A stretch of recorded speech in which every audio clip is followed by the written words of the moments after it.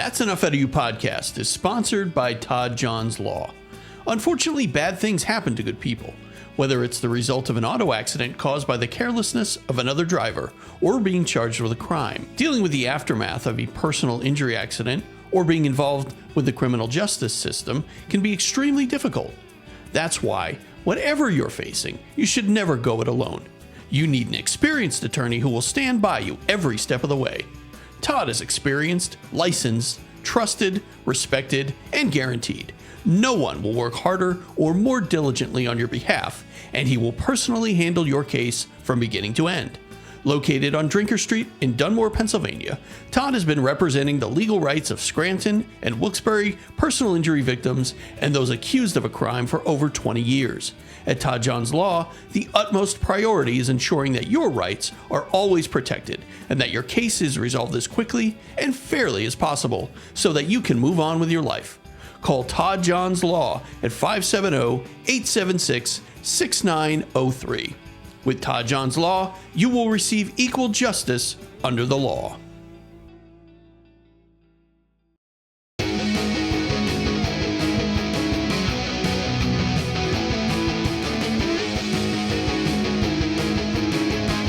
Welcome to That's Enough Out of You podcast. I am your host, Bill Rader, and with me is Sean Kane, my co-host. Sean, how's it going? Billy Reyes, how you doing, my man?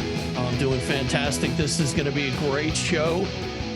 Really excited to welcome television and film producer and author David Whelan to the program. David, you are coming to us from London, England. Is that correct? That's correct. Well, welcome. Thank you. Thanks for having me. Really looking forward to it. So, Sean, you want to kind of kick us off here and tell us a little bit about why we have David on today. Yeah. So, David, thanks for coming on. This is a real pleasure to have you on. But I just want to say, on this show, we're not what would be considered a conspiracy show. We're not afraid of the word conspiracy. If something's a conspiracy, we call it a conspiracy. If it's not, we say it isn't. And I never really thought there was much to John Lennon, to be honest with you, the assassination. I thought it was open and shut. And Lisa Peace, who's a really good friend, she's been on the show several times. I talked to her probably daily. And months ago, we had a conversation and we talked about John Lennon assassination. She said that she thought there was something to it. And I just really didn't. I told her, I said, I don't know. I just think, if they were going to kill him they would have did it in 1970, not 1980, when he was more of a threat to the anti-war movement. So I really didn't look into. I knew the rumor about Doorman being possibly an ex-Cuban exile from the Bay of Pigs, and we'll get into all that. But then about, I don't know, maybe a month ago, Lisa sent me an interview that you did, David, and she said, check this out. And when I heard the interview, I was just amazed at the evidence. She said, and I called her and I said, it's Sirhan all over again. It's the similarities are eerie. So that's how I got into it. And I reached out to you and I was just amazed at, this whole thing. So do you want to start off, Dave, and tell us how did you get into this? How did this all come about? Well, I'm a bit like you, Sean. For 40 years, I thought there was nothing to see. I thought, a lone nut, Mark Chapman, obsessed with John Lennon, shot John Lennon, stayed on the scene, arrested, still in jail. And that's that, and it was a real open and shut case for me. I wasn't a massive John Lennon fan growing up. I was only 14 when he was assassinated. I remember it was a very big deal, but I moved on. It wasn't my wheelhouse really. And the reason I got into this was it was lockdown. It was spring 2020. And I was listening to a friend of yours, a friend of the show, Jim D'Eugenio, on Black Op Radio, which is a show I love. And I was listening to that, as I often do, walking the dog, thinking, right, what am I going to do now in lockdown? How am I going to spend the next who knows how many months? And what I did was I kind of got rid of a lot of projects in lockdown in those early days. In that spring 2020, I sort of jettisoned a lot of projects, TV projects I was developing. It was a real kind of clear the decks, have a clean slate, and just wait for something to sort of come to me, really. And that's when I was listening to this Black Ops radio show. And someone sent Jim. I'm sure you guys listen to the show. Jim does a letters section at the end of his. Yeah, I've been his listening for piece. years. Yeah, yeah. So I know I've got to be honest. I love Jim. He's he's a legend, and Oh, same he's great. goes. Jim is great. Oh, he's the main guy. He's JFK number one. And I've got to be honest. I normally switch off when the letters come in at the end of the show, but for some reason that day, and it's very fateful now. Thank God I didn't turn off. I kept on listening, and one of the letters that came in was a guy who asked Jim what he thought about the Cuban doorman on the night of John Lennon's assassination, possibly being a CIA operative. And I thought, wow, that's interesting. I never heard that before. So I've been a massive fan of the JFK assassination. Fan's not the right word. I've been very interested in it since the JFK Oliver Stone film in 1991. And I'm sure, as you know, guys, Cubans and JFK assassination, Bay of Pigs, it's all kind of tied in, and there's a lot of links. Oh, there. Yeah, definitely. Yep. So that got my attention. So I thought, okay, Cuban assassination, John Lennon. I need to look into this. And it really was just a case, guys, of just me going home that day, that fateful day, and just starting to research. And I started to dig. And then when I started to dig, I just thought, you know what? Nothing here makes sense. And then I started to sort of realize that all reports of the murder were strangely, almost disturbingly vague. That no one was really clear about exactly where John was shot. Some said he was shot on the sidewalk. Some said he was shot in the driveway. Some said he was shot coming out of the limo, walking into a door. It was just, nothing seemed to sort of be 100% accurate. And then I started to look into Chapman. I thought, this is all very weird. This guy doesn't quite add up. He's not the sort of typical lone nut we've been told he was. And then I just kept digging, guys, and I kept going and I kept going. And the further I went, the more disturbed I got. And then I suppose there's no other words to call it. It just became an obsession, really. And of course, because it was lockdown, I had plenty of time to do it. And it sort of went on from there, really. Wow. So Dave, let's get into it. Let's start with the official story. What's the official story on the John Lennon assassination? Okay, this is pretty fixed, even though the details are slightly vague, but I'll give it to you as best I can. You have to the first thing people need to realize is that there's a driveway. It's like a kind of tunnel, I'd say 15 to 20 feet in width. Lengthwise, you're probably talking 30 to 35 feet. At the back end of the driveway, there's an iron gate, and beyond that is a courtyard. So if you sort of imagine this tunnel, Chapman is at the sort of front of the tunnel by the sidewalk, and he's over to the left-hand side of the driveway. Lennon and Ono were out at a recording studio that night on December the 8th. They came back round about 10:45 from the recording studio. Chapman was standing at the sort of at the sort of head of the driveway with allegedly a doorman called Jose Padermo. Yoko Ono, let's just say, got out of the limo first. That's kind of the official narrative now, but that's up for debate. Yoko Ono then walks into the Dakota driveway, and she's heading off towards the right at the end of the driveway, which is where the entrance to the lobby is. And before you get to that entrance, there's a kind of glass vestibule door. There's two doors, which is kind of a windbreak, really. It's a very small little porch. You go through that door, then you go up 6 steps, and then you're into the lobby area. So that's where Yoko is heading. 20 feet behind Yoko, John gets out of the limo and starts to walk towards that vestibule door. As he walks past Chapman, Chapman says he then stood towards the pavement, got out his gun, and according to Mark, according to the NYPD, and according to the worldwide media, even up to this very day, Mark shot John 4 times in the back with a 5-shot revolver, with 1 bullet missing John. So John allegedly then staggered into the Dakota. Yoko was screaming, "Someone shot John." John somehow got himself into the lobby area. And then from that point on, the cops were called. Now, according to official, narrative, from that point onwards, Chapman, sometimes people say he dropped the gun. Chapman doesn't actually remember how the gun got on the ground, but he does say he remembers the doorman kicking the gun to the back of the driveway. And then for some reason, Chapman felt compelled to get out his Catcher in the Rye novel, take off his coat, and start reading the book by the sort of sidewalk driveway entrance.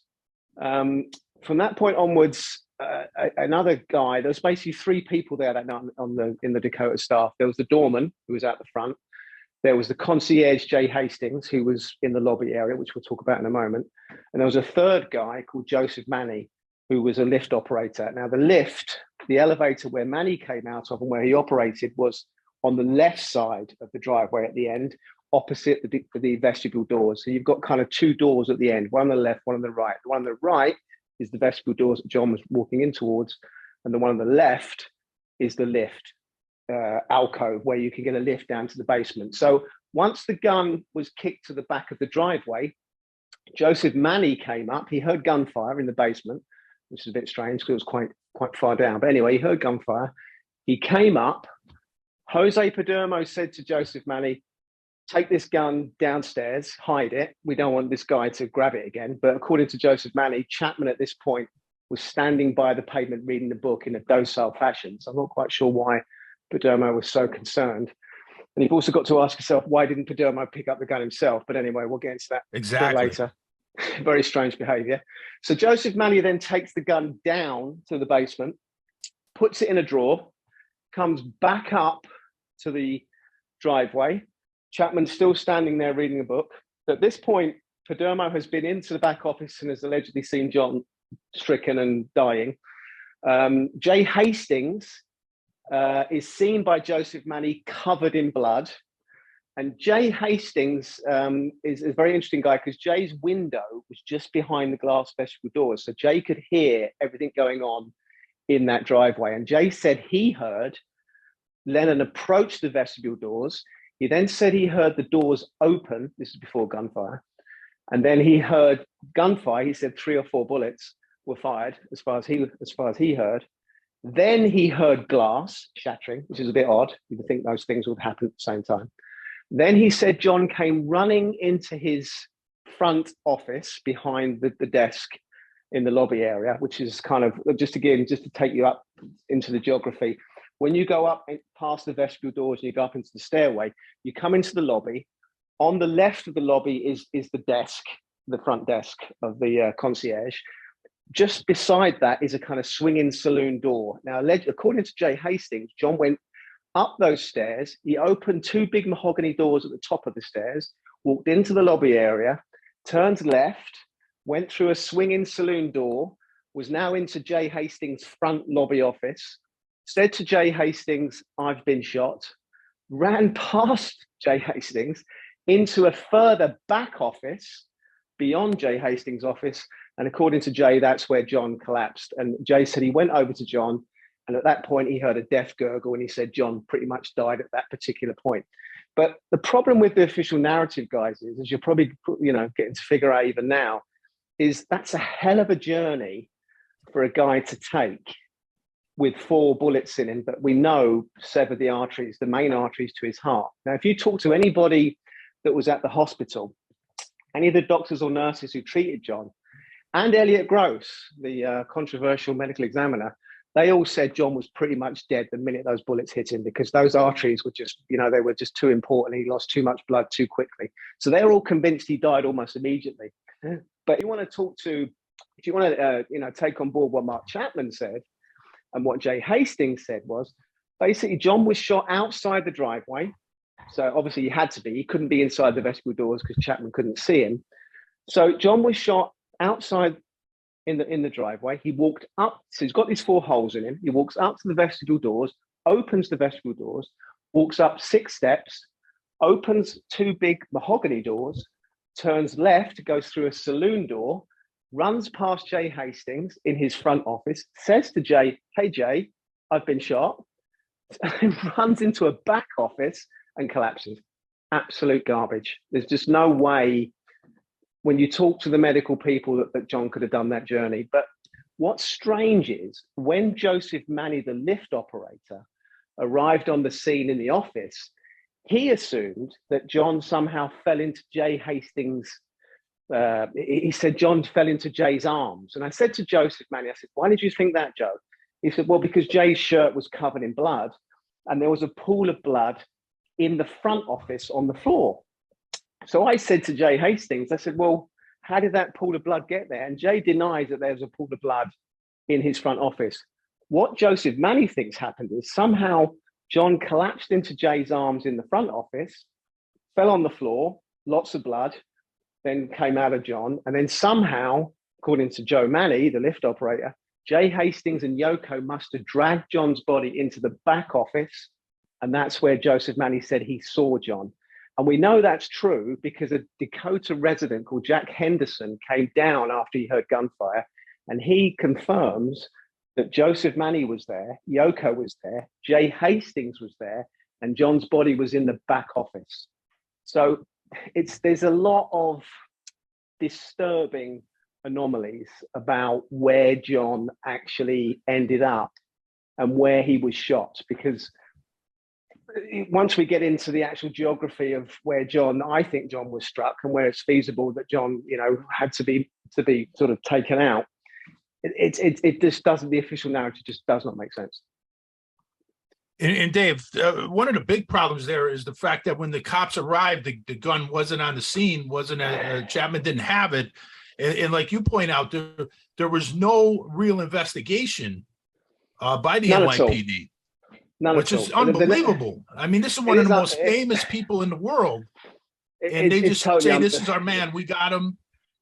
It's totally unbelievable, because the thing is, the next day, the very next morning, that Dakota driveway was opened up again. The blood, Joseph Manny confirms that he had basically two guys that, there's two guys that were down working with him at the time when he heard gunfire. I've got the testimony from these two guys.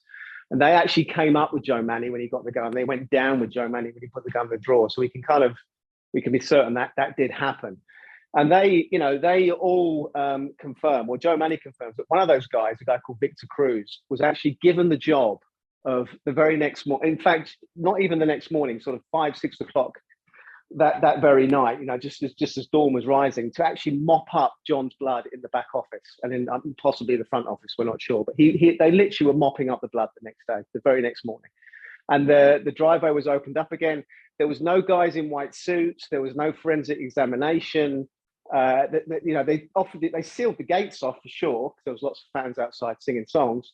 But the actual day-to-day Dakota business carried on as if nothing happened. And the police, they set up you could call it an operations room in the back office of the concierge's area. And apparently that office only lasted for 24 hours. And it was mainly there to take witness statements. And then once the witness statements were done, that was the end of the investigation. So, David, how many witnesses were there to the actual shooting? That's a good question. So you got Jose Padermo, should have been a witness for sure, because he was there at the front with Chapman. You've got Yoko Ono, and we can talk about her in a moment. Jay Hastings was an audio witness. He heard the gunfire, but he was in his concierge's area, so he said he didn't actually see anything going down. And Joe Manny heard gunfire, but again, he didn't see anything. So from a witness point of view, there was nobody on the street who saw what happened. There's a woman called Nina Rosen who was a dog walker. She walked past the scene. She's really important because she walked past the scene probably 5, 6 seconds after she walked past the Dakota driveway. She heard gunfire and she double backed. And she said she saw Chapman standing by the sidewalk. She saw the doorman, didn't see a gun. And she saw Yoko screaming in a courtyard, which is slightly weird because Yoko really shouldn't be there. She should be kind of at that point up in the Jay Hastings concierge area screaming, get an ambulance. So that kind of puts what Jay said about Yoko slightly into doubt. But apart from, and again, Nina came after the fact. She heard gunfire and doubled back. So from an actual kind of eyeball witness, the thing is, you'd think Yoko Ono would be the one that could tell us everything. But right. What's disturbing about Yoko is she's given, I've got all the statements now. I should say I've got the lead detective's notebooks and paperwork. So I've managed to access all the police stuff. So I've got all Yoko's witness statements that she gave to the police over a sort of 2-3 day period. And she gave 5 different statements. And here's the problem. In the first statement, she says she was in front of John. Second statement, she said she was behind John. John was in front. Then the next statement, she said sometimes she was in front, sometimes John was in front. And at the end, she kind of moves around to the fact that she was ahead of John. So she's kind of giving lots of different scenarios that someone who's possibly, you could say is someone's kind of covering all bases, perhaps. Well, you also have to think, David, she must have been in shock. I mean, this was the love of her life that was just gunned down. That's a really good point. That's a really good point. And I've written that down. She must have had PTSD. I've spoken to the nurse who kind of comforted her at the Roosevelt. Right. And I know this nurse really well. And I said, what do you think? She said, yeah, she acted appropriately. She acted like someone who was deeply in shock, who just saw her husband, or thought she saw her husband get shot down. But here's the problem. Yoko has never said in 42 years that she saw Mark Chapman shoot her husband. She's had plenty of time and plenty of opportunity to do it, but I don't think she saw that happen. I think she heard gunfire, and I think she ducked down behind the second vestibule door and hid. Yeah. And I think potentially she might be slightly embarrassed about that. Don't know why. It's what everyone else would do. But I think she ran and covered up, as I think anyone would do, to be honest with you. But she certainly didn't see Chapman shoot her husband. And she certainly can't help us with regards to whether someone else shot her husband. So that's that. With regards to the doorman, Jose, you think his statement would be very useful. The problem with Jose is the NYPD and the DA's office do not want to release Jose Padermo's statement. He's the only main witness statement we've not yet seen. For some reason, they just don't want us to see and read what Jose saw. I spoke to Kim Hogref at the DA's office, and he confirmed that he was interviewed many times, Jose, but he wouldn't tell me why his statement's not been released to the public. So I don't think Jose saw anything, to be honest with you. I think Jose was probably walking back to his gold booth, which is positioned just outside the driveway. And I think he heard gunfire and double backed and then saw the scene, if he's an innocent man. You could say perhaps Jose was on the scene if someone was going to trigger Mark Chapman, like let's say the lady in the polka dot dress did with Siran potentially, then Jose would have been right on the scene to do that. So, as we talked about earlier, Jose kicking the gun was very strange. I just don't understand why Jose didn't pick that gun up himself and take it into the concierge's area or take it down to the basement himself. So he's a strange one, Jose. And the fact that we're not being allowed to see his statement, I think, is quite suspicious. Well, Dave, I really want to get into a little bit on Jose, but not yet. What I want to focus on now is let's talk a little bit about some of the problems and the holes with this official story, and I want to talk about where the shots actually came from. And can you talk about that with the surgeons, what they said? Sure. Because this is like fascinating. Yeah, it's kind of the parallels with JFK are quite stark, really. Yes, it's quite disturbing because obviously the autopsy with JFK, I think, is a real indication that there was a conspiracy there. Sure, it's for me, it's nailed on once you start to see what went down with that autopsy. With me, it was kind of the first thing I did when I did my research was I spoke to a doctor called Frank Veteran, who's a surgeon. He was a young surgeon at the time working at the Roosevelt Hospital, and Frank's been on many documentaries talking about his experiences trying to save John Lennon. And Frank was a kind of John was shot all down his left side kind of guy. So I thought that doesn't make sense because Chapman said he shot him in his back. So I managed to track down Frank Veteran, and we had a long 1 hour conversation where he told me all about what he did that night and how he tried to save John. And this is probably one of the first guys I spoke to, first interview I did. And there was something about it that just wasn't quite right. It was a little bit off. I knew that just, you get that sense something wasn't quite fitting. So I thought, okay, I'll dig a bit deeper. And then I realized there was a doctor that came out in 2011 called Dr. Halloran, who was a surgeon who was one of the surgeons who tried to help save John Lennon. So I contacted Dr. Halloran. And the first question I asked Dr. Halloran was, why wasn't Frank Veteran featured in a drama that was made in 2016 called The Lennon Report, which was all about the attempts at the Roosevelt Hospital to save John Lennon's life? And Dr. Halloran said, well, the reason Frank Veteran wasn't in that film was because he wasn't there that night. He was, he was basically making up this whole story to me, which was an early lesson that this happens quite a lot in these kind of things. And then I said to Dr. Hanna, I said, well, why did you wait till 2011 to come out to the world and say that you were the surgeon? And he said, well, there was another surgeon a surgeon called Stephen Lynn, who I'm sure you guys have seen on many documentaries. And basically for 30 years, Stephen Lynn said he was the guy who helped try to save John Lennon's life, and he held John Lennon's heart in his hand. And again, this was all not true.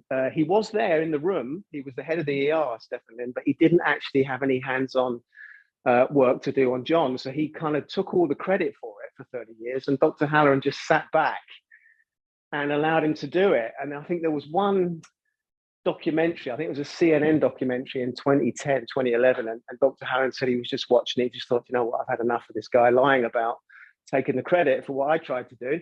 And he kind of just broke the story to the media and said, look, actually, Stephen Lynn didn't do what he said he did. I did. I'm the real doctor who tried to save John Lennon's life. So that was all really interesting. And I think that's kind of why and the reason I'm saying this now, guys, is that's, I think, one of Stephen Lynn's 30-year kind of embellishment odyssey has kind of buried the medical truth, because Stephen never went into details about entrance and exit wounds. So he was just so into just selling his dramatic tale of trying to save John Lennon's life. Right. And no journalist, shockingly, never asked the question, you know, where exactly was John shot? That question was never asked. So anyway, I kind of almost as a kind of afterthought, guys, because again, I wasn't really thinking there was anything suspicious at that time. Right. I said to Dr. Halloran, I said, so just tell me again, where was John shot in the back? What part of the back was John shot? And he said, he wasn't shot in the back. He was shot in the chest. And I just thought, it was just, I thought, oh my God, how does no one not know this? And I said, are you absolutely certain? He said, yeah, 100%. He said he was shot 4 times, upper left chest, above his heart, which is where all the arteries were, you know, shot out. He said it was a tight professional grouping, to use his exact words. And he said 3 bullets, 3 of the bullets that were shot into John's upper left chest passed through as holes out of John's back in a direct line of fire. So he had 4 holes in his front, 3 out of his back, direct line of fire. One of the bullets, which he said was the one that was nearest to John's upper left shoulder, excuse me, stayed in. So he said 4 in the front, 3 out the back. And I just said, well, but the Lennon report said, the dramatic film, I said, but that said he was shot in the back. And he said, yeah, we had a few problems with them. He said, yeah, they were kind of, yeah, we tried to sort of tell them that wasn't the truth, but they were kind of saying, well, we're just going to go with the official narrative. So I thought I need to dig deeper here. So I said to Dr. Halloran, I said, look, is there anyone else I can talk to corroborate what you're saying? He said, yeah, there were 2 nurses who helped me that night, Deatra Sato and Barbara Camera. He said, talk to them. They'll tell you, they'll back up what I'm saying. So I spoke to them both. And basically, Deatra was the one that was there in the ER room when Dr. Halloran first got John's body. And she said what they did was as they always do, they got some scissors and basically cut all John's clothes off immediately. They turned his body front and back. So they got a look at the entrance wounds in the front and exit wounds out the back. And Deatra completely backed up what Dr. Halloran said. She said, yep, it was 4 in the front, upper left chest, 3 out the back, upper left back. Then another nurse arrived, Barbara Camera, and she confirmed that she could see 4 in the front. But then what Barbara and Dee had to do was, once it got called at around about 11:45, they realized they couldn't save John's life. I think actually it might be 11:30. Barbara and Dee had to take John's body and wash it and shroud it. So they took John away into an area to do that. They washed him down. They got another look at John's wounds without no blood or mess or medical stuff around it. So a real clear look. And they were both adamant, 4 in the front, 3 out of the back. No other entrance wounds anywhere else on John's body because they washed his whole body. So they shrouded him. And then something really strange happened. The chief medical officer of New York at the time, a guy called Elliot Gross, turned up at the hospital round about kind of midnight and asked Barbara and Dee to take him to John's body because he wanted to inspect the wounds. And they were like, well, you know, Elliot, you're going to... First, they couldn't believe it was Elliot Gross. They said, it can't be you because the chief medical officer is going to get the body in the morning. So they'd never met the guy before. And they'd never known a medical officer to do this. So they were just stunned. They just couldn't believe this guy was who he said he was.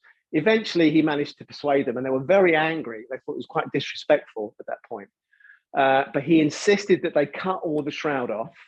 They sit John's body up, and then Elliot Gross walked around John's body silently, looked at the four in the front, three out of the back, didn't say a word, and then walked out of the room and left Barbara and Dee to wash John's body again and shroud it again, which was, it's a very macabre, strange, slightly sinister episode. But what it did do, and what it did allow the nurses to do, is get yet another look at John's wounds.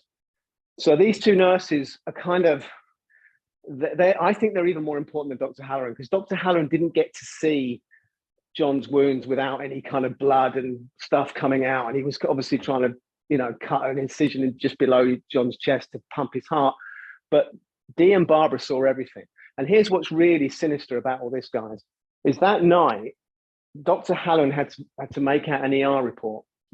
This is one of the most important missing documents in the whole John Lennon assassination.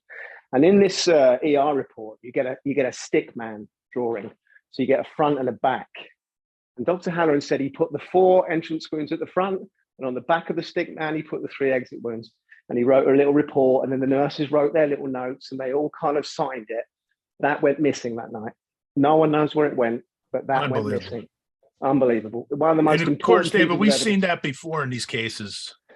Important documents go missing. Yep. Very JFK. Absolutely. So, so I kind of, once I got all that locked down, I thought, okay, I really need to now figure out, because Chapman, here's the thing. Chapman has always been consistent. I shot him in the back 4 times, 1 bullet missed. And everyone sort of says, well, perhaps, I'll say everyone, the NYPD sometimes say it, and sometimes the media say it, perhaps John turned. Right. They're quite happy. Yeah, they're quite happy to sort of say he was shot in the back, but if there's a bit of ambiguity about maybe shot, maybe he turned. So I kind of had to look into that. Well, here's the thing we need to know about that. Firstly, Mark has never said that he called out to John Lennon, ever, in 42 years. And Mark's often changed his story about his hit list, and he's changed his story about motive, and he's been coached, I think, over the years to say certain things to try and get him out of prison, because Mark is desperate to get out of prison, apparently. But the one thing he's never said is he called out to John Lennon. Another really important point is Jay Hastings, who could hear everything in his concierge's window, said he never heard Mark Chapman call out to John Lennon. And finally, the real clincher is Yoko Ono, in one of her early statements, said that she actually said it. I think I posted it on my Instagram. You can actually see the page from Detective Hopman's notebooks. And she said that they heard a noise in the street, but they didn't turn around. They kept walking. So I'm fairly certain John Lennon didn't turn around, and I'm fairly certain that Mark Chapman thought he shot John in the back. But if you look at what the doctors and nurses are saying, it's pretty clear that Mark Chapman couldn't cause those wounds. And even if he David, did, even if let's just say for example he did turn around, for Chapman to make that shot and hit the tight groupings around the chest like that, he would have to be like a Navy SEAL to pull that shot off, correct? That's exactly. You used the phrase that Dr. Halloran said. This is exactly the conversation I had with Dr. Halloran. Said, so do you think Chapman could pull it off? And Halloran was a really experienced surgeon in New York, so he'd seen lots of gunshot wounds. He said no way. He said he didn't. In his opinion, not even a Navy SEAL could pull off that professional tight grouping from that distance in low light. He said it's just impossible. So I kind of, then the next thing I had to figure out was where was John shot? Where exactly was John shot? But let's just quickly go finally, just to give the official version just one last kind of once over, really. Let's just say John did turn around. Let's say Mark Chapman called out his name. So before he gets to the vestibule doors, John turns around, he faces Mark Chapman. Mark Chapman shoots him 4 times in the chest in a tight professional grip. Now, remember, he's got a revolver, so this is not an automatic weapon, so he's got to go around in the chamber, bang, bang. There's a slight pause after each. John is staying dead still for some reason. He's not moving, because if he moved, he wouldn't get a tight professional grouping. Right. John then, after this happened and all the major arteries in his heart have been severed with 4 bullets, John then had to turn around. He then had to walk up to the vestibule doors, pull those vestibule doors open, and go off on that journey that I spoke about earlier, which a guy with those wounds just couldn't possibly do. So John, I think, was shot inside the vestibule, and I've got plenty of evidence now to kind of back that up. First bit of evidence I got is actually Ron Hoffman himself, the lead detective. If you go to my YouTube channel, Assassination of Lennon, you can see there's a clip of Ron outside the Roosevelt Hospital, probably about an hour, maybe 45 minutes after John Lennon's been called as dead. And Ron says to a reporter, it's news rushes. It wasn't an officially aired interview. I think it came from news rushes. And Ron says quite clearly, yeah, John was shot inside the vestibule area. He states it quite clearly. And I've spoken to Ron 3 times now, and many, many interviews with Ron. And one of the interviews I said to Ron, I said, Ron, just tell me, where exactly was John? Where do you think John was struck? And Ron said, oh, he was shot on the stairway. He was shot inside the stairway area. So not only did he confirm this on this video, he confirmed it to me. Now, also, if you think of what Jay Hastings said, he said he heard the door open, then he heard gunfire. There's just no question in my mind now that that's where John was struck. But the problem with that, for the official narrative, is Mark Chapman couldn't see inside the vestibule area. He was outside on the sort of pavement side of the driveway. He was 25, 30 feet away from the vestibule. And obviously, once John was inside that vestibule, Mark Chapman is, he's well out of Mark Chapman's sight. But here's another problem, guys. If you look at, again, if you go to my Instagram, Assassination Lennon, you can see lots of images of those glass vestibule doors. There are 3 bullet holes in those vestibule doors. There's 2 in the one that faces the road, and there's 1 in the other one, the other side. So there's 3 different bullet holes in those vestibule doors. And the problem is, those bullet holes are very low down. They're not, you'd expect them to be quite high up, kind of upper chest, upper back area, but they're not. They're kind of stomach, lower back area. So, and there's also, I've spoken to people about these these bullet holes in the glass vestibule doors. There was no blood there. So it couldn't have been bullets coming through John and then passing through John's back, through his chest, then into the vestibule doors, because you get blood splatter. But everyone has confirmed to me, no blood. They were just clean shots through the glass. Oh. So there's absolutely no way Mark Chapman could have done that. It's impossible. He didn't have enough bullets for a start. So David, first of all, we're about a half an hour into this. We haven't even mentioned the book or the documentary. Let's do that. Talk a little bit about that and when it's coming out. And Sean and I both have, I'm sure, a million questions for you, but let's, I want to talk a little bit about that. Thank you. The book's coming out at the end of the year. We're hoping for December the 8th. So that's something that the book's done. I've completed the book and I'm very proud of it. And what's the title? It's called Gimme Some Truth, The Assassination of John Lennon. Yeah. And that's going to be a global release. So I'm very, very excited about that. The TV documentary might be slightly longer. And I'll tell you why.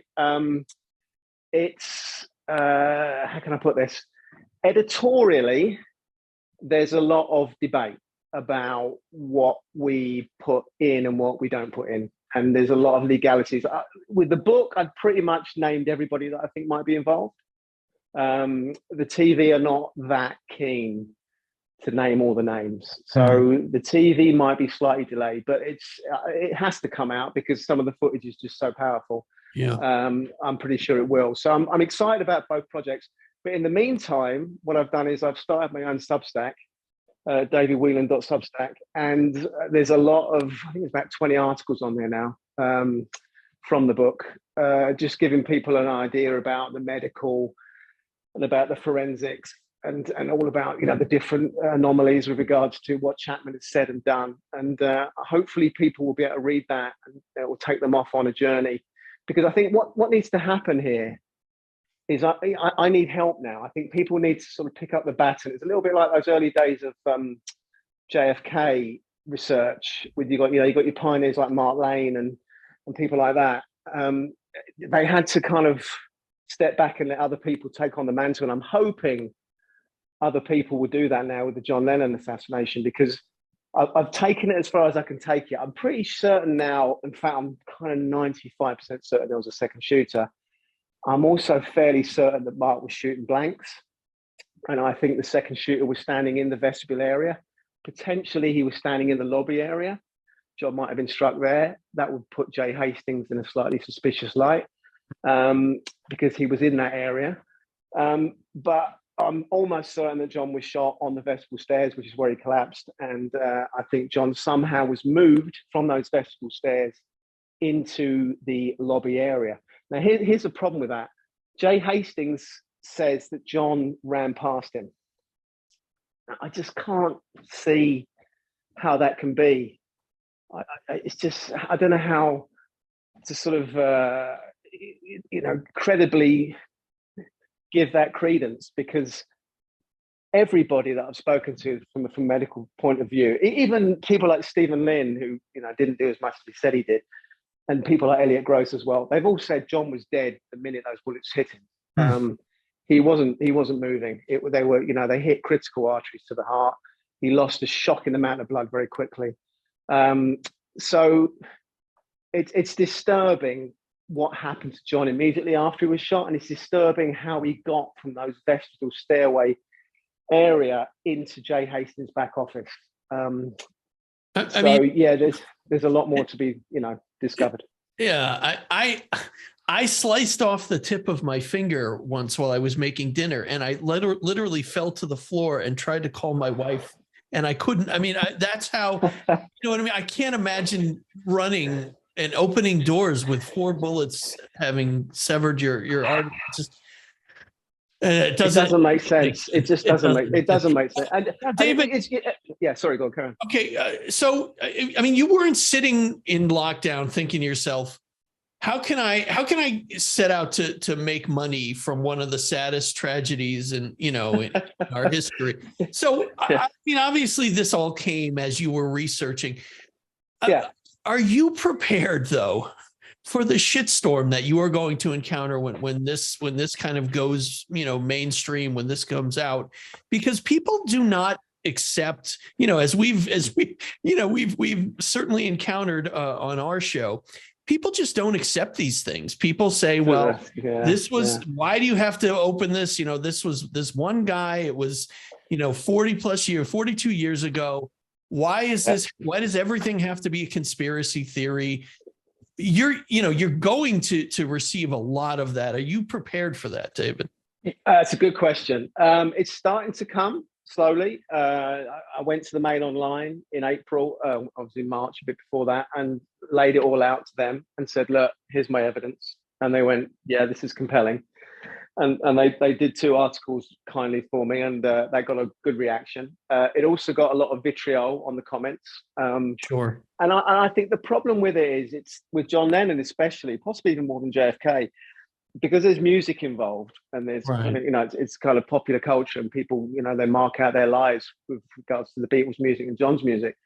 It becomes emotional, and people are coming off an emotional response. And they're not thinking about it logically. And it's been the most well-packaged, well-sold murder in history, I think, possibly even more than JFK. It's consistently been sold as a kind of emotional, shocking, disturbing, evil act. And nobody really talks about, in all the documentaries and books that have come in these last 42 years, nobody talks about the actual specific details of what really happened. And nobody also talks about, why did this guy do this? Why was he there? Right. If you start to analyze the reasons that we've been given over the years, it's just ridiculous. It's morphed from lots of, it's been sort of 4 or 5 different excuses. Ultimately, it's kind of rested on, the man in the street would say, oh, he did it because he wanted to be famous. All the evidence points to the opposite to that. He clearly didn't want to be famous. And he did 2 TV appearances and that's it. He gets constant media requests, Mark Chapman. Never answers them. He's not interested. He could have written a book, wasn't interested. So Mark Chapman wasn't looking for fame. So it's kind of, people just don't understand the mechanics of what happened that night, and they don't understand who Mark Chapman really was, and they don't understand the fact that the medical testimony just does not tally with what we've been told. And also they've got to figure out that people like Milton Klein, who I'm sure we're going to talk about in a little while, when the people from the CIA start to turn up into the story, you've got to start to ask yourself, what's really going on here? Is there something more we're not being told? And obviously, there's a hell of a lot more we're not being told. And I think, you've got to kind of give the NYPD a slight pass in that it was just such an easy case. The guy was kind of there. He said he did it. But if you go and actually look at Mark Chapman's statement that he gave that night at the NYPD police station, at the 20th precinct, he just has no idea what he's done and why he did it. It's kind of like he doesn't remember pulling the bead. He doesn't remember aiming. He doesn't remember what happened to John once he was hit. He just remembers that John wasn't there. He remembers being surprised that the bullets were working. Absolutely bizarre. That sounds like to me like someone shooting blanks to me. It's not a cold, calculated killer. He says in the statement, I mean, I've written an article about it called Mark Chapman Unplugged. He said, I don't know why I did it. I had nothing against John Lennon. I had nothing against his music. I had nothing against the Beatles. I just had this small part in me and this big part in me, and I just kind of felt compelled to do it, but I don't quite know why I did it. It sounds, that statement, which I think is the most important statement Chapman's ever given, because that was a statement he gave probably an hour and a half after the murder, before anybody could get their hands on him, like Milton Klein and hypnotists and all the rest of it, who literally queued up to get into his police cell afterwards. So that's the one I think that's the most important. I think Chapman was your classic patsy, and probably he was a worse case than Serum, because I think Mark, I'm not certain if Mark really sort of, I think he was hypnotized, and I think we'll talk about Milton Klein. I think it's a good time to talk about him in a moment, because you can't get away from that, a little, David. Well, before we do that, Sean, just a couple of points. Okay. I mean, so it does sound like, I mean, if stop me if you've heard this before, right? This cover story. I mean, I know we've heard, in years that have passed that, well, he had a grudge against John Lennon, that, John Lennon had said, well, when the Beatles are more popular than Jesus, and that was that was the reason why he shot him, or, other things that Lennon had written and sung about. But yeah, I mean, his cover story is so similar to Oswald and Sirhan and James Earl Ray. It's a lone nut with a grudge, right? Who just wanted to put things right. And yeah, if what you're saying is true, where he said, I don't know why I did it. It's so eerily similar. Well, here's the thing. So, this goes back, when you go back and you look at Alan Dulles, I mean, when he talked about, you go back to the word conspiracy theorist, and he used that word, I'm sure you're familiar with this, David, to really offset any of the critics of the Warren Commission, and basically lump everybody in that believes everything is a conspiracy to the critics of the Warren Commission. And he's used that brilliantly, where the word conspiracy is taboo in the media. I mean, everybody's afraid of that being called a conspiracy theorist. I mean, I see this all the time. People just don't want to be called that. And it goes back to Alan Dulles, the brilliance of the evil genius that is Alan Dulles. Yeah, that really, this is what he designed. And he sets up all these lone gunmen. And it's easy for the media to just come out and say, this is the guy that did it, and that's it. But you got to look at the evidence.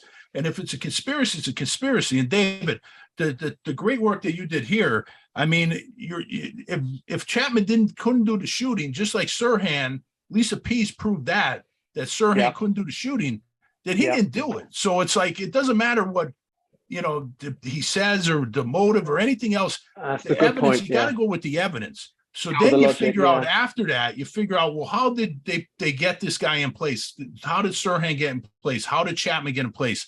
But you got to go with the evidence. And if the shot came from the front, and you're saying it's in the vestibule, it wasn't Chapman then. So to me, it's like game over. It is game over. And then you go from there. You do. And it's interesting what you said earlier about, the reaction. I think I kind of went early with this. My literary agent said, look, you want to wait closer to when the book comes out to break the story. But the reason I came out early is because I think the world needs a bit of time to get their head around this. It's kind of, yes. It is slowly happening. People are beginning to sort of slowly wake up and go, wow, that really is weird. Those are very strange anomalies. That really doesn't add up. Because ultimately Chapman thinks he's done something that he couldn't possibly do, that he almost, we know he didn't do. He was, John was shot in the front. That, for me, that's done now. I think the two nurses and doctor have they've nailed that. And I think once you get your head around that Chapman had some kind of psychotic episode and was imagining he was doing something he wasn't doing, it's another word. Hypnotism is kind of one of those words, a bit like conspiracy theory. It's one of those words that makes people bristle and makes them feel uncomfortable. But I'm convinced Chapman was hypnotized, and I'm convinced it was done over a long period of time. We can kind of go into a little bit about, I don't know if you've got time, guys, but I'd like to go a little bit into just before the murder, how I think Chapman was triggered. I think he was groomed from a very early age.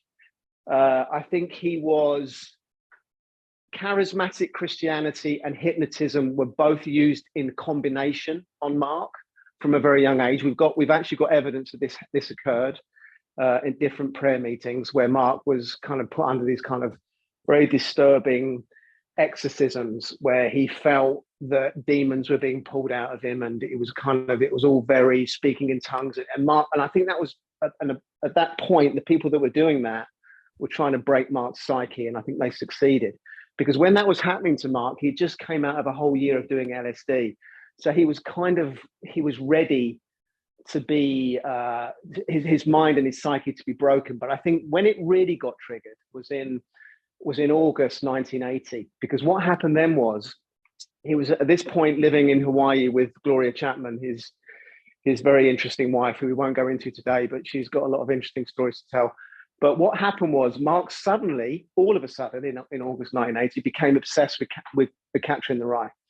And that book became a big focus in his life. Now, if you look at all the biographies that have come since, according to a lot of friends who weren't really Mark Chapman's friends, Mark was always obsessed with this book. That's just not true. When the murder happened, journalists flooded his town, spoke to all his friends and family, and they all said, no, he never mentioned Catcher in the Rye.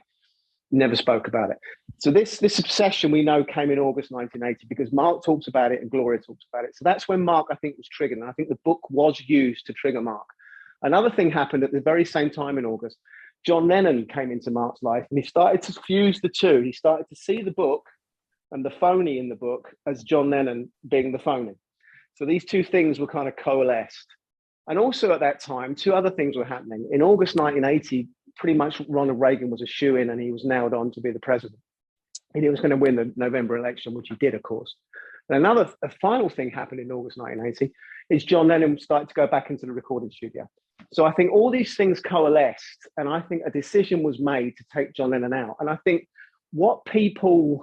a thing people classically get wrong is they always seem to look for one entity that was behind something like this. They go, oh, it was the FBI, it was the CIA, it was the Freemasons, it was this, it was that. I think this was a combination. From the people that I think that were behind it, I think it was lots of different groups that were all helping each other. Intelligence clearly is a through line, a thread line through all of them. They're all connected to intelligence. Well, it has all the earmarks of just an intelligence operation. I mean, who was behind it? I mean, it doesn't, you don't have to put the letter agencies on it. It's an intel op. I mean, you can see Exactly. And when Chapman first went to New York at the end of October, early November, when he first went on his aborted mission to try and kill John Lennon, it's his compulsion, as he called it, to use his words. He was compelled to do it. He couldn't stop. It was also a runaway train, to use other words that Mark was using at the time. When he kind of didn't do that and he kind of came back to Gloria and said, look, your love for me has saved me. And I went to New York to kill John Lennon. And apparently he put the gun and the bullets in front of Gloria. At this point, Gloria should have gone to the police, but she didn't. And Gloria got away with that. Mark was furious with her, actually, after that. For the first year he was in prison, he wouldn't see Gloria because he was upset that she didn't shop into the police at that point. But what Mark also did when he came back from that aborted early compulsion was he threw the Catcher in the Rye book away, which I think is very telling. And I think Mark basically saw that book as the driving force to make him kill John Lennon. And I think that book is very, very interesting. And I think that book was almost certainly used as a device, one of the devices to get Mark to go and think he was doing something that I don't think he was doing.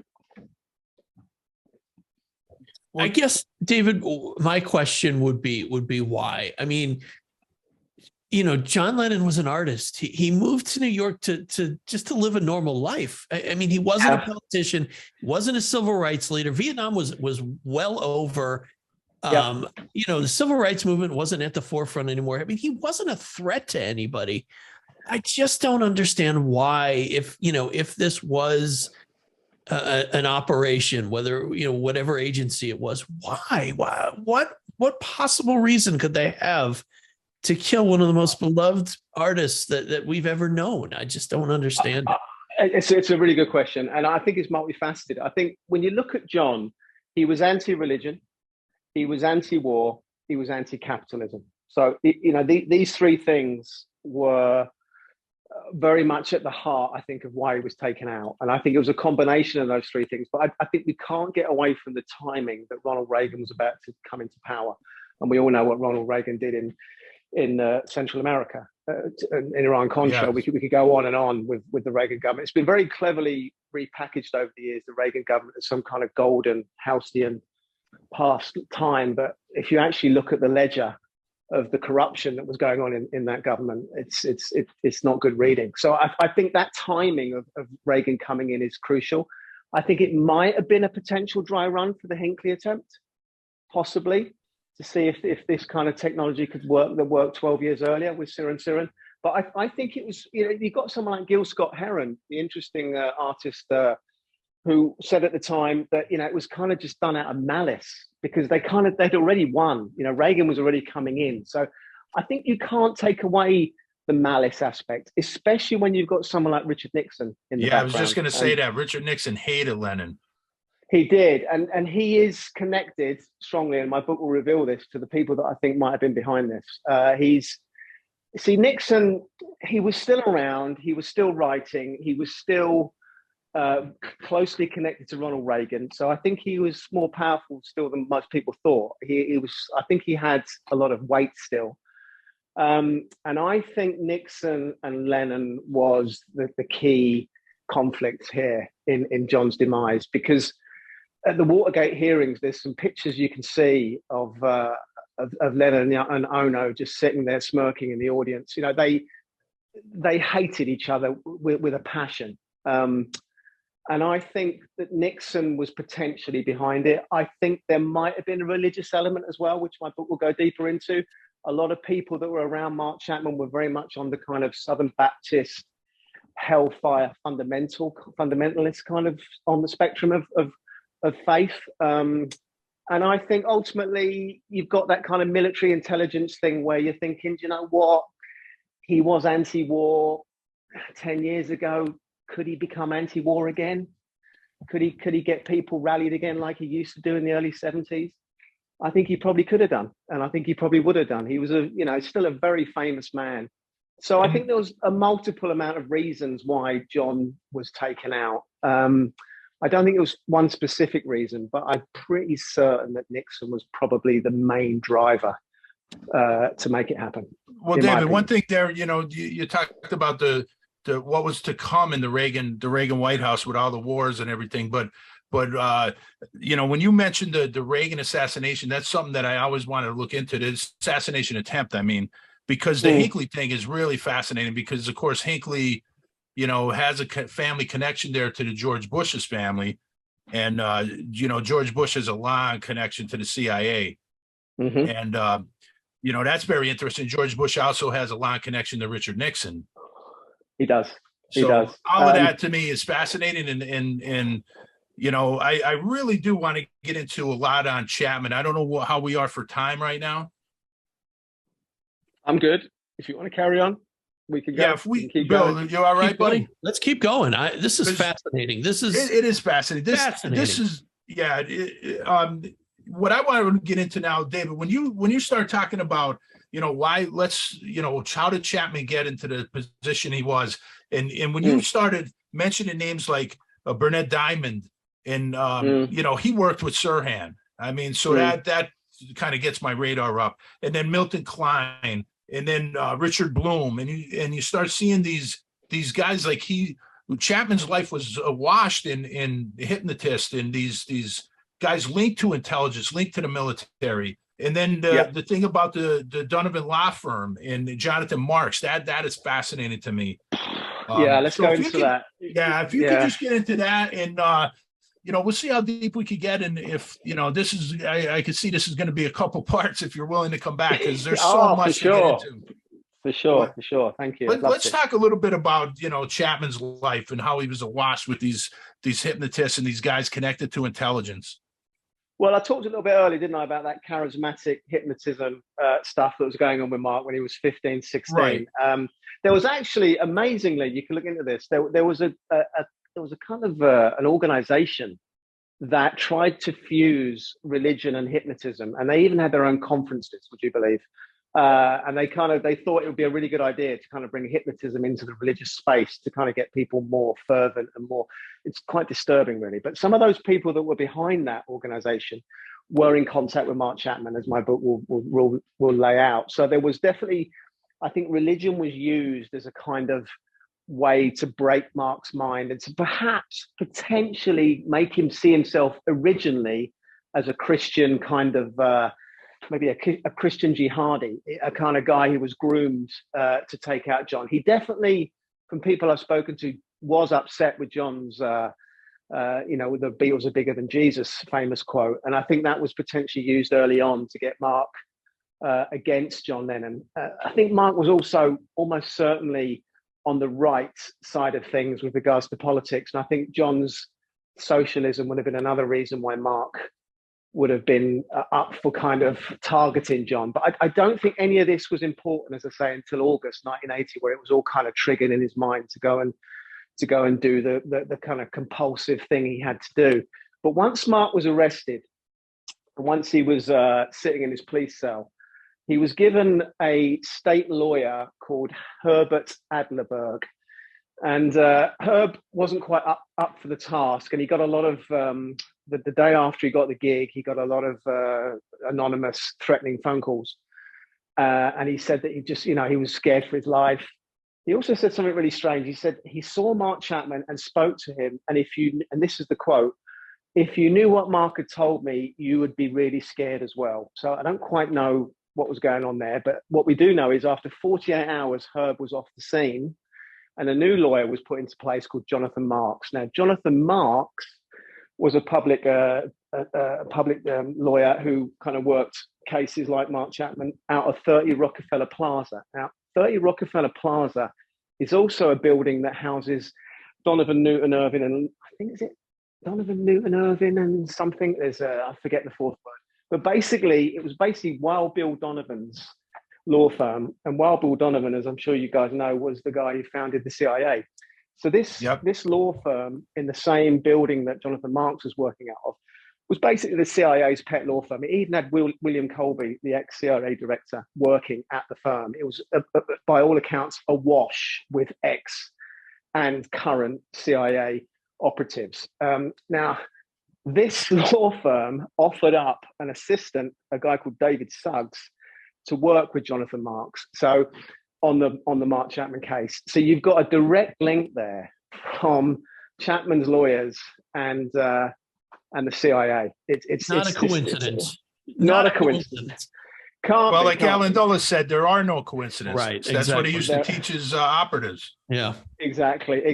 So basically, Jonathan Marks then went to the press and said quite openly, in plain sight, I think it was about 3 or 4 days after Mark was arrested, I'm going to put a hypnotist into Mark's cell, and he's going to try and get Mark to kind of, reveal why he did what he did.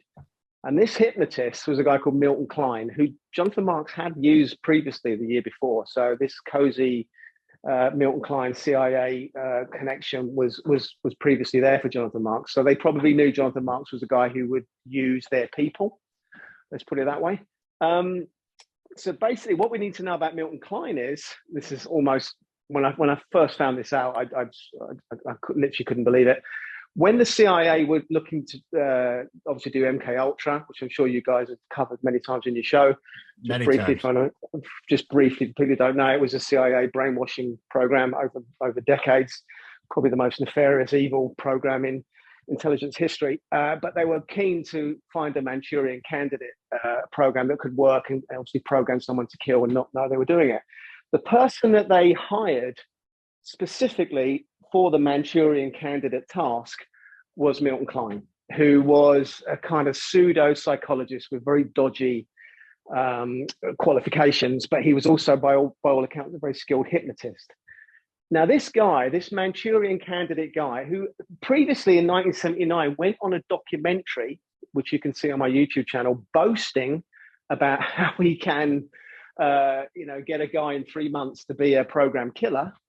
This is the guy that Jonathan Marks decides to put into Mark Chapman's cell to talk to Mark. Unbelievable. Yeah, it's unbelievable. It's just Mr. Manchurian candidate himself was put into Mark Chapman's cell, and these conversations, some were taped. There are audio tapes, but I'm pretty certain that all of it wasn't taped. It wasn't monitored. There was no sort of independent person there listening, watching. Milton had as much access to Mark Chapman as he wanted to have, and Bernard Diamond, another person that Jonathan Marks hired, was also put into Mark's cell. And as you say, Sean, Bernard was obviously on the Siran RFK case as an expert, inverted commas, who we know Siran was very upset about and didn't like at all. So these are the people that was kind of thrown into Mark's cell. We kind of know what they were doing. Initially, they were kind of talking to Mark about his Catcher in the Rye stuff, because we've got the journalist Jim Gaines, as in some of his articles in the 80s, revealed what some of the conversations were between Mark and Milton Kline.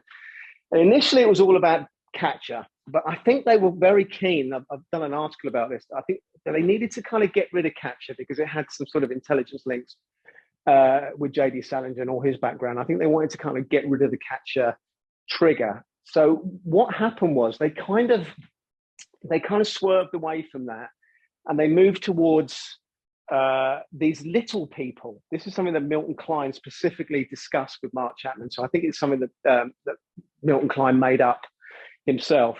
And there was no talk with Mark's friends and family about this so-called little people kingdom that Mark had in his head. But this was something that Milton Kline wanted to talk to Mark about. Now, the little people thing was all about Mark having this kind of imaginary world in his head where he would have a kind of government and army of little people in his imagination, and Mark would rule over them as this kind of omnipotent, leader. So this is something that Milton put into Mark's head. Now, if you look at the official narrative that a really good writer called Fenton Bresler put in his late 80s book about Mark, Fenton was the first one who revealed that Mark decided not to have a court case, and Mark decided to plead guilty probably, I'd say, 5-6 months after all these psychological hypnotist visits. He rang Jonathan Marks up out of the blue and said, I've decided to not have a trial, i.e. the trial of the century, which would have made him the center of attention and got the fame that he's apparently wanted. So Mark decided to give all that up. And he decided that he was going to give it up because God whispered in his ear. This is the official narrative that Fenton Bresler revealed in his book. I can go a little bit further than that. I've discovered it wasn't just God whispering in Mark's ear that got Mark to suddenly not go for an insanity plea and to plead guilty and go to jail for the rest of his life. It was actually one of the little people. And what it was apparently Mark said the night before he decided to tell his lawyer he was going to plead guilty, he had this kind of imaginary battle that he was watching from his prison cell on the floor. And you had some little people were the devil. There were, the general was working on behalf of the devil. And the other bunch of little people, they were working on behalf of God. And the general for God beat the general of the devil. I know this sounds crazy. And this is what Mark said subsequently. And so basically the little people had this battle in Mark's cell, and God's forces of the little people won. And God's general came up and just stood on Mark's palm of his hand and whispered in Mark's ear, now I've won this great war. I want you now to plead guilty for me and don't go to trial. And let's just get you locked up forever. Now, what we now know is that that's the detailed reason why Mark decided to plead guilty. But we also know that it was Milton Kline who initially put the little people concept, discussed that with Mark for the first time. So I think that's how Milton did it. I think he didn't want Catcher to be the reason. you've got some pastors that came into Mark's cell that were kind of quite keen to tell Mark that it was demons that made Mark kill John Lennon. But in the end, it was Milton Klein's Little People that won out. So what you've got, in essence, guys, is you've got 4 or 5 very dubious psychologists slash hypnotists for the defense who were put in via David Suggs, via the CIA firm, messing with Mark's mind. You've also got 4 or 5 other psychologist hypnotists who were put in from the prosecution, from the DA's office. So you've got this group of 8 to 10 experts constantly analyzing and talking to Mark off the record. So any one of them could have got Mark, I think, because many of them were hypnotists, very skilled hypnotists. Any one of them could have got Mark to do it. But when you get that Little People story out into the open, and when you discover that it was Milton Klein that was the first person that started to talk about Mark's Little People with him, I'm pretty certain that that's how it was done. Because obviously, if it went to trial, and Mark, all the stuff we've been talking about for this last hour came out about low bullet holes in the vestibule doors, and John being shot in the vestibule area on the stairway, and Mark saying he did something that the medical evidence said he didn't do. Once that all came out, the case would have collapsed for sure. Right. There's overwhelming evidence that Mark didn't do it. So it was really, really important that they had to get their men in to Mark's cell and to get Mark to turn, and that's exactly what happened. And of course, David, we've seen this before. We've seen this with Sirhan. We've seen this even with Jack Ruby, where these hypnotists and these CIA people that were involved in these mind control. Because like Lisa Pease tells me all the time, CIA didn't just have MK Ultra. There was at least a dozen mind control programs that they had, and all these guys connected to this. Going to see these guys, and then all of a sudden they change their plea and they plead guilty, and then all of a sudden the evidence that proves their innocence doesn't get out to the public. And that's, I think, the key to why they do this and what happens. And that's, a lot of people don't understand this. And if you go with the evidence that, Chapman didn't do it, the evidence shows that. And then you show the evidence that all these hypnotists and these doctors connected to the CIA go to see him and then get him to change his plea to guilty. I mean, then you start to see the story developing here and what really happened. Exactly, Sean. I mean, there's stages here. You need 3 or 4 things to click in. You need to groom him from a very early age, which he was. That Chapman was on. His exorcism prayer groups with his hypnotist / exorcist. That happened when first happened to Mark when he was 15. I think that's when he was, just as he was coming out of his LSD drug taking phase, which I suspect was part of his identification that this was a guy they could possibly work with. I think from that point on, you've got to get Mark to a point where he is pliable. And there's also a potential here, guys. We can't get away from the fact that Mark might have been a willing participant, sort of slightly Lee Harvey Oswald-esque in thinking that he was part of something that he wasn't really. He was kind of, he went on this very strange, I'll tell you why I say that. He went on this very strange round the world trip. What happened was when he went to Hawaii all of a sudden in 1977, which we all know is awash with military bases, and he allegedly tried to kill himself. He ended up in a mental hospital called the Castle Memorial Hospital, which was run by the Seventh-day Adventists.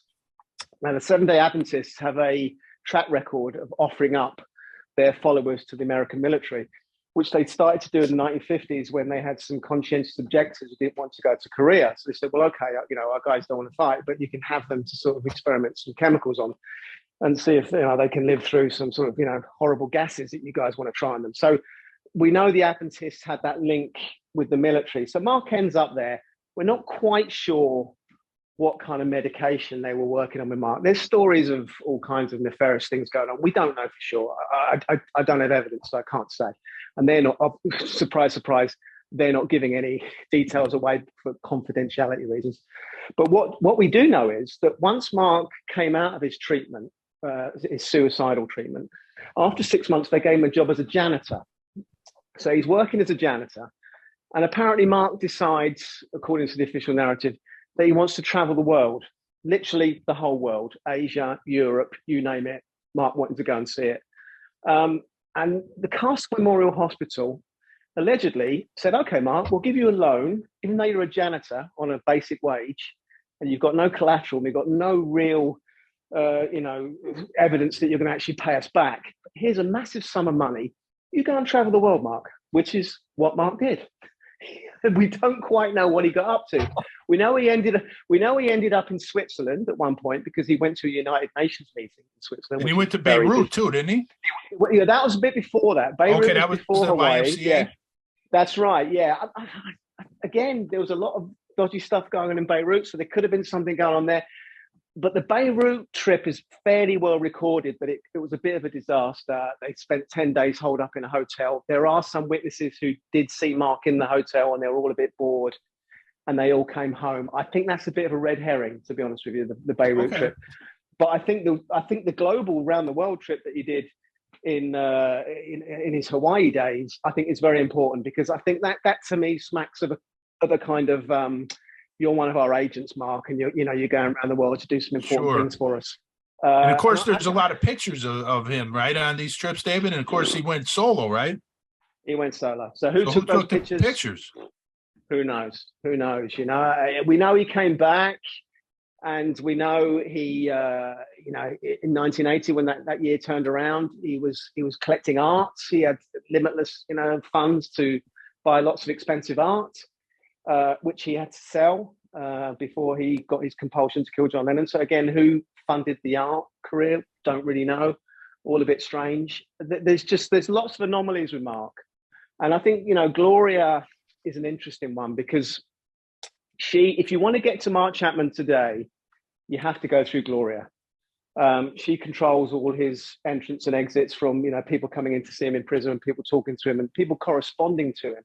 And I think Gloria is a lady of great suspicion, because she could have shocked him in early November when he came back and said, I went to kill John Lennon in New York. Here's the gun, here's the bullets, but your love for me has, stopped me doing it. The fact that she never went to the police at that point is shocking. And we do know, she's actually said on the record that when she found out that Mark killed John, she actually said this, and I quote, "I was pleased for him that he actually managed to do something that he set out to do." How could you say that? Yeah. I remember sending an email to Gloria very early on in this process. I found her email address, sent her an email, and I said, "Look, I've got some anomalies in your husband's case, and I think he might be innocent, or at very least, there's more to it than meets the eye. Can I talk to you about this?" I didn't want to approach Mark. I wanted to go through Gloria. And she emailed me back and she said, "I've spoken to Mark," which I never asked her to do. And we prayed for a long time about what you were saying, and we've decided that we're not going to talk to you. Thanks for your interest. Bye, Gloria. Now, that doesn't strike me as a woman who's that bothered about her husband getting out of prison. It just doesn't strike me. And if you look at, there was a really strange phone call that Gloria did on the night of Mark's incarceration. Again, I've written an article about this on my Substack. And there was a Lieutenant Arthur O'Connor, who was the chief of detectives at the time at the 20th Precinct. And he said the minute this phone call came in, he thought conspiracy. Because it came in, I think it was a couple of hours after Mark was arrested. And Mark's name wasn't out in the media at that time. We know Mark's name was released at 3 a.m. that night. So she somehow discovered that Mark did this before Mark was officially told us that, said that it was his name that did it. Wow. She somehow found out the 20th Precinct phone number. She somehow found out the protocols to get through to that phone number and to call that station.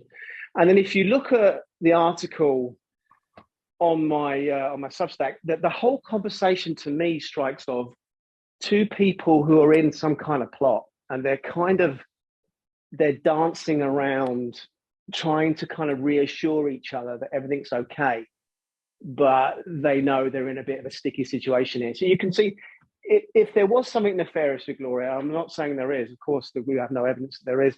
It's very strange that she somehow figured out that her husband was the guy who just shot John Lennon. It's very strange that she figured out where he was being held and what the phone number was. And it puts her in a very suspicious light. And I think that whole phone call to me strikes of somebody checking. See, I don't actually think Mark Chapman was meant to come out of that driveway alive.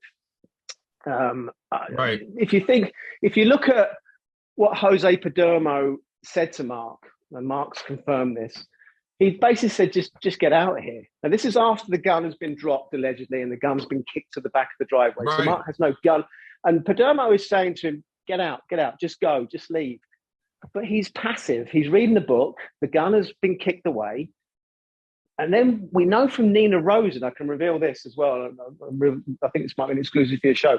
Nina came back, and I'll say this now.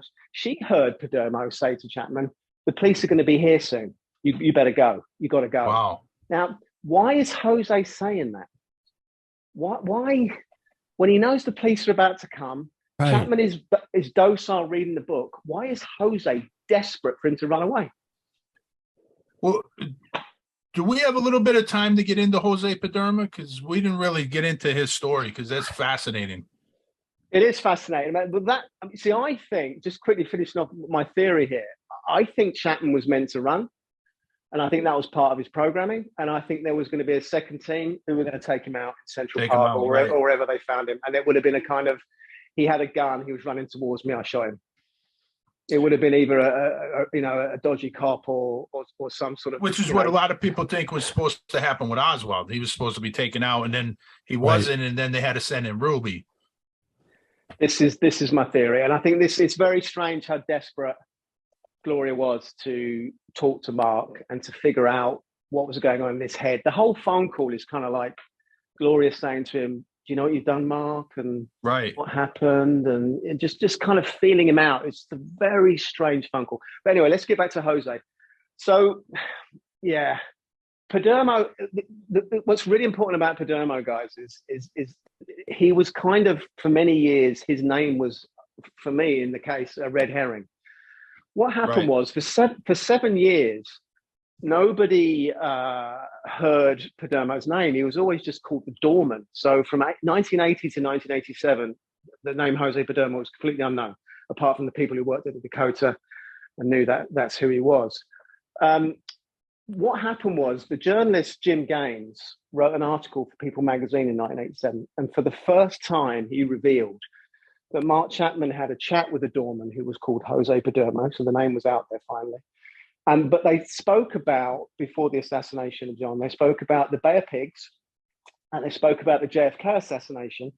And Jose was a ex-Cuban, anti-Castro Cuban. So 87, pre-internet, people still went nuts when they read that. They went, wow, JFK, Bay of Pigs, Cuban, famous assassination. We need to look into this guy. And what they found out was, there was another Jose Padermo who was around in the 60s, who was a very, very serious individual, who was an assassin for the CIA and was part of a team called Operation 40, who was going to go in after the Bay of Pigs and do a bit of a cleanup mission. Right. And it was basically, Jose was in charge of a bunch of crazy mercenaries. So you can only imagine what Bay of Pigs Padermo was like himself if he was the guy in charge of this group of people. So he was an incredibly serious individual. But the problem is they are two different people. So Jim putting that out, he kind of, he planted the ultimate red herring for me, because we do know that Bay of Pigs Padermo was born in 1912. And I know for a fact that Dakota Padermo was born in 1934. Okay. So that's a problem. Dakota Padermo started working at the Dakota in 69 and he finished working there in 94. So he worked there for 25 years. I just can't see Bay of Pigs, Operation 40 Padermo working the door at the Dakota for 25 years. It's unfeasible. I mean, if he was put there to be in place for the Lennon assassination, why would he start in 69? If he started in 79, you think, okay, yeah, you're put in place. But David, I think the name is significant though, because what it does is it leads to a distraction. And you Big see this, distraction. you see this in other cases where, people start looking down that and they go down this rabbit hole and they leads nowhere. Right. How many Lee Harvey Oswalds were there? Yeah. I mean, you Exactly. see It was, this, well, this yeah, stinks of an intelligence op. Yeah. without a doubt. It was the ultimate distraction. I'm sure Jim did it, innocently. It's very strange how the guy, no journalist at the time of the murder interviewed Jose. He was a complete. No one even mentioned his name. It was almost like we got in the UK. We've got this thing called a D notice, where intelligence agencies contact MI5, MI6, contact newspapers and media outlets and say you're not allowed to talk about this particular thing, this particular person. It's almost like a D notice was put on Jose Padermo, and it's like you're not allowed to mention this guy's name. But why? Why was he a ghost for 7 years? And why is his statement still being concealed to this very day? I do have some indication of what might have happened, but it's from a second source. I'll tell you guys what happened was there's a guy who worked for the Lennons at the time of the murder called Michael Medeiros, and John Lennon famously called him Mike Tree because Michael Medeiros used to go around and water their plants for them as part of one of his jobs that he did at the Dakota. Michael Medeiros told me that the morning after the murder, the Lennon's bodyguard. Now, this is a conversation definitely for another podcast, guys. There's a guy called Doug McDougall, who's a really interesting guy. He's an ex-FBI agent who was working for the Lennons at the time, though he was actually given a few months off leading up to the murder, and he only came back to work for Yoko the very next day after the murder. But we can go further in. Yeah, I've got lots more on Doug McDougall. We'll talk about him maybe in the next episode. But anyway, okay. Doug McDougall came back to work at the Dakota the next morning on the 9th of December.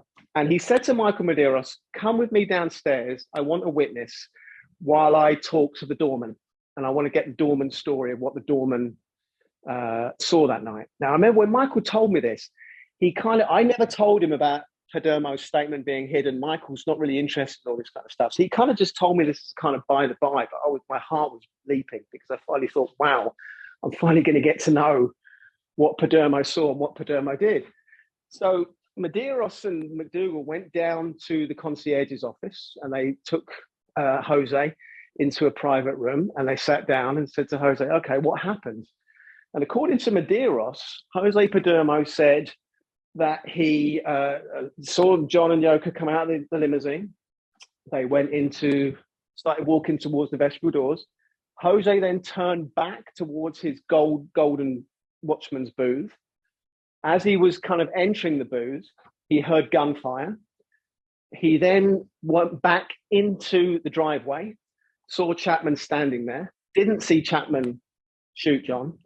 He said he saw John being pushed through, very important, through the vestibule doors, which is something that he also told Officer Cullen, who was the first police officer who arrived on the scene. So that possibly was John being shot back through the vestibule doors into the driveway. Potentially, maybe his legs got thrown back out or something. But again, that kind of puts, to me, credence into the fact that John was shot inside the vestibule on the stairway. And then, according to Medeiros, Padermo said that he then ran into the vestibule stairway area, picked up John's body, and apparently Padermo, by all accounts, was a big bull of a man, very strong man, picked up John, walked him up the stairs, and carried his body into Jay Hastings' concierge's office area. So that was really interesting. But the problem with that is, I then spoke to Jay Hastings about this and said, did you see Padermo carry John's body into your office area? And he said, no, I just saw John come running in past me and say he was shot and ran off into the back office. So Hastings is completely countering what Medeiros said Padermo said he did and saw. So it's just one of those strange anomalies. And this is what's so frustrating about this case. And of course, it's the same with the RFK case and JFK case. Someone says something that completely counters what someone else says. And ultimately, it comes down to whose version of events do you believe most? Right. Very frustrating. I mean, this is just amazing stuff, David. And I think, again, the what you're going to run into is, and I'm sure you already are, is that this is such an emotional story for people. Yeah, I mean, sure. for me, you're a couple of years older than we are. I was 8 when this happened, and it's the first time that I remember my father crying. Oh, wow. We were in the car, and the song "Woman" came on the radio, and he started crying. He was so, John was his hero. And over the years, I've really gotten into the Beatles, and I love the Beatles. They're one of my favorite. I'm sure, I know I'm not alone. But they're just, amazing talents, and almost, when you think about the music that John and Paul and George, and Ringo to a certain extent have created, not just with the Beatles, but on their own, they're just so beloved. And so, this is going, everybody remembers watching Monday Night Football and hearing Howard Cosell, talking about this. And you're really going to kind of run into, oh, this guy's a nut, this is not, why can't he just leave this alone?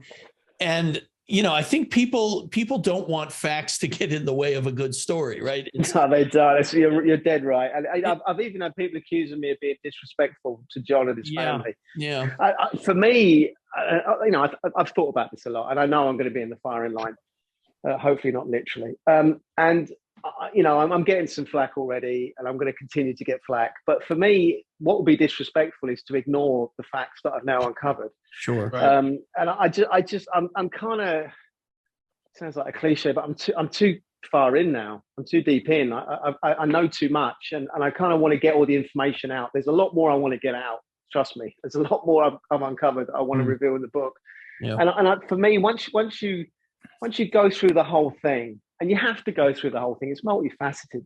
It was a very complicated operation, and it was a very complicated cleanup job, because you had to kind of groom Mark Chapman to get him into place.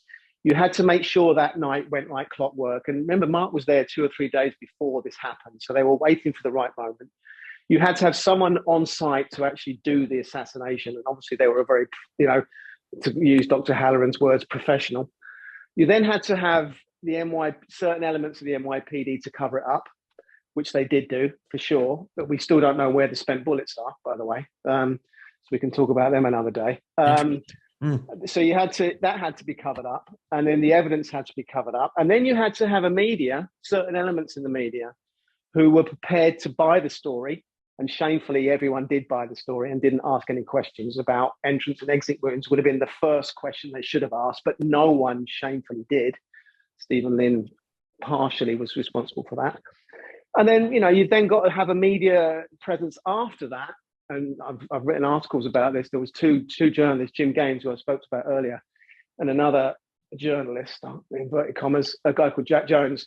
And those two guys have pretty much unchallenged for 42 years put out the Mark Chapman, John Lennon murder story. And you kind of have to have that in place as well to kind of assassinate Mark Chapman and to kind of, muddy the waters and, poison the well with just a lot of BS, basically.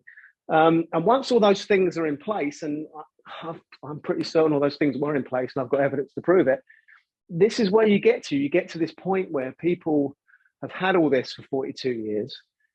And I fully understand why they're angry and why they're upset, and why, it's life is kind of, especially for young people, you want to be optimistic, don't you? You want to see the world in glorious technicolor and think that the world is good and you're going to have a great life. You don't want to hear about horrible, dark people like Alan Dulles and all the horrible, these horrible cases with JFK, Sure. RFK and Martin Luther King and now John Lennon. To add to that, I would say it's very much part of the same pattern. So I fully understand people's, anger. And my only hope is that it will, abate over time. Yeah, it's very difficult to digest, even for people that agree that, JFK was not Lee Harvey Oswald wasn't alone, or, even for people that accept those things over the years. This one's a little bit different, I think, and it's going to be. You're right.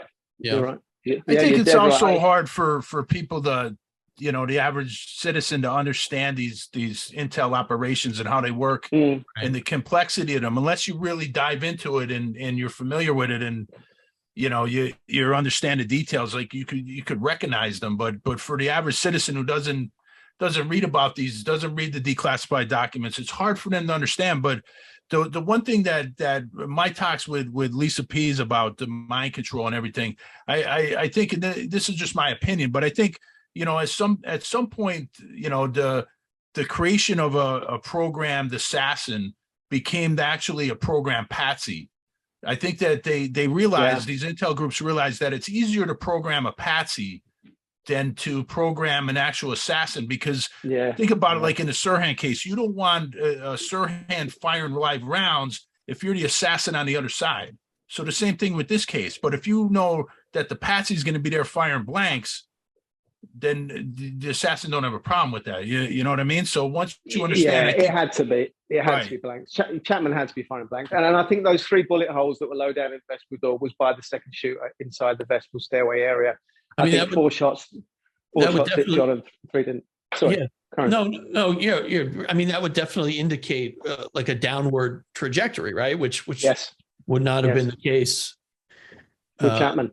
Right. Yeah, I mean, you could have had the magic bullets. Maybe 3 bullets went out of John's chest and started to dive downwards, as they did into Connolly. Maybe you start to get swerving bullets. And it had to be loud too, David. I know I've heard Geraldo Rivera tell a story. Geraldo was very close friends with John and Yoko, and he lived about a quarter mile away, and he was outside his apartment and he could hear the shot. He didn't know what it was. He didn't know it was John, but he distinctly remembers hearing those shots, and then found out later on, as everyone else did. I'm surprised he never looked into it, to be honest. But David, wasn't the bullets from 2 different guns? Yeah, there was. Yeah, there was. If you listen to what Mark has said, he's always been very consistent that he used hollow bullets. And the person who gave him hollow bullets is another very dubious character called Dana Reeves, who, again, we need to maybe doing in another podcast. He was a cop, a very dark individual who everyone said that when he was around Mark was, totally in awe of him, and he was a very bad influence on Mark. Dana gave Mark hollow bullets. The NYPD have always stated that Mark used hollow bullets. The DA's office, Kim Hogreff, has often gone on documentaries and has said, Mark was such a horrible, evil killer because he wanted to use, he used hollow bullets. Now, you'd think that the DA's office, the prosecuting DA's office, would have checked the bullets. So if they're saying that Mark used hollow bullets, you can be almost certain that they would have, you would think, check what those bullets were to build their case. They had 6 months to build the case before Chapman talked about his little general whispering in his ear. So here's the thing. I've started to research the bullets because I've got a lot of police vouchers of evidence that I managed to obtain off the lead detective, Ron Hoffman. And what's not in those vouchers is spent bullets. There's 5 empty shells in the revolver. There's the revolver, but no empty bullets. So I started to look into that. And what I found was there was a photographer who took some pictures of Chapman's alleged gun with 2 spent bullets in the, and you can see this picture on this guy's website. It's called Brad Trent. You can see it on my Instagram as well. It's quite well known, this image. It's been in plain sight for a long while now. And these 2 bullets that came out of a little envelope that were attached to the gun, it was in the ballistics department of the NYPD at the time. And Brad took a picture of the 2 bullets. Now, one of the bullets has got a kind of mushroom effect, which is what happens to hollow bullets. They nearly almost mushroom when they're fired to break up. And the other bullet doesn't have a mushroom effect. It just looks like a normal lead bullet. Then in the actual notes that Elliot Gross, and again, he's another podcast all by himself, all the alleged, falsified autopsies that he's over the years, it's been alleged that he took part in, but he got off. I must state that he was never prosecuted for it, but he had a lot of there was a lot of smoke there, let's put it that way. But anyway, he said that the SWC wad cutter bullet that was in this in these 2 bullets in this envelope was a hollow bullet. So I thought, okay, that's interesting. I'll research this a bit further. And then I found in the paperwork that I've managed to get hold of, I found the morgue receipts for what came from the autopsy. And in the morgue receipts, they state that there were 2 different bullets. They state, and I thought, well, I've got it now. They state that there was a 1.38 cal SWC, the semi-wad cutter, lead bullet. So that would match with the semi-wad cutter that Elliot Gross said was a hollow bullet. And then there was 1 lead bullet, which was not SWC semi-wad cutter hollow.